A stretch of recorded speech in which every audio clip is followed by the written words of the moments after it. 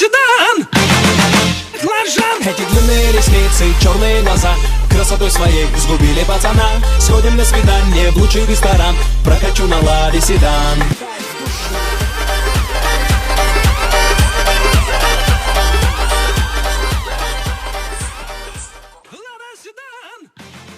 Өнөөдөр Нилюфард бит хоёр та бүхэндээ Узбек плов хийж үзүүлнэ. Ингээд хэлцгээе. Бидэнд ердөө сонгон, луван, будаа, сармис, үхрийн мах байхад л болно. Эхлээд махаа сайтар угааж цэвэрлээд дараа нь шон хэлбрээр хэрчинэ. Дараа нь лувангаа сайтар угаасны дараагаас нарийнхан урт хэрчинэ. Мөн сонгоноо нимкэн хэрчинэ. Амтлагчнаас бидэнд ердөө давас, зира ургамлын тос байхад л болно. Яг гол ажилдаа оръё. Тогоондоо ургамлын тосоо хийгээд тосоо сайтар халсны дараагаас сонгоноо хийж шар өнгөтэй болтол нь хүлээнэ. Харин одоо махаа хийгээд бор өнгөтэй болтол нь хуурна. Ингээд лувангаа хийгээд давас болон зираг хийж сайтар гутгасны дараагаас 10 минут зөөлөн гал дээр үлдээнэ. Хүлээж явах хоогоор будаага сайтар цэвэрлээд усан дэвтэйгээ тавина.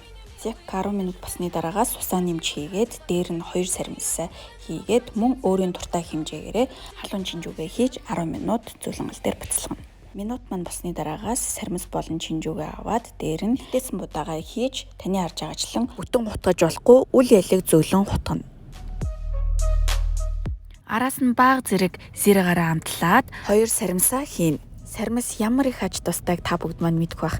Жин байрах, ханаа томноос сэргийлэх, дархлаа дэмжих гих мэтчлэн маш их шим тижээлийг өөртөө агуулдаг. Энд Нилюфард бит хоёр час хийсэн агтай Узбек сармис сонгосон юм. Үргэлжлүүлээд хоолоо эцгээе. 2 сармис болон чинжүүгээ ийгээд дээрээс тавгаар таглана. Ингээд 15 минутын дараа хоол маань бэлэн болох нэ. Баклажан.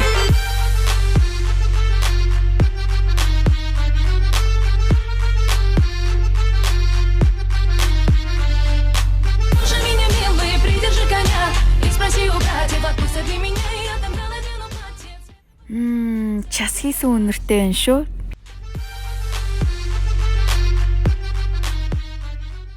Харин одоо сармисаа пловтойгоо холж иднэ. Одоо таны Узбек плов хийхээлж ямар амттай болсныг комментээр сэтгэлээ илэрхийлээрэй. Мөн хүн бүр тархлаагаа дэмжиж Узбек сармисыг сонгоорой.